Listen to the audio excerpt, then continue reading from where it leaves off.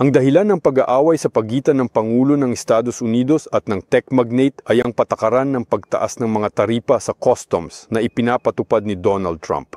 At ang mga taripa na ito ay nakakasakit sa mga tagagawa ng teknokratikong Amerikano na ang mga interes ay kinakatawan ni Elon Musk. Teka. Ngunit si Trump sa kabaligtaran ay nais na ibalik ang produksyon sa Estados Unidos ng Amerika.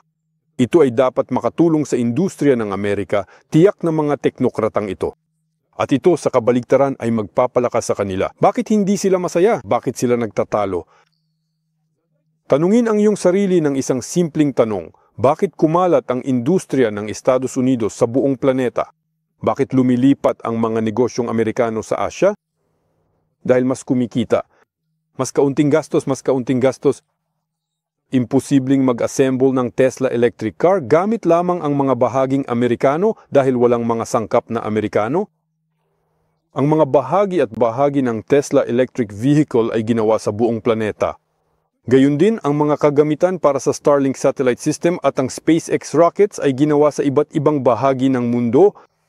Ito ang sistemang itinayo ng Estados Unidos sa loob ng kalahating siglo.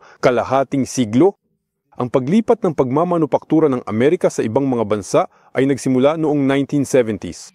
At ang sistemang ito ay hindi mababago ng mabilis. Aabutin ng mga dekada upang maibalik ang nawalang produksyon sa loob ng Estados Unidos ng Amerika. At ang huling termino ni Trump bilang Pangulo ay tiyak na hindi sapat para magawa ito.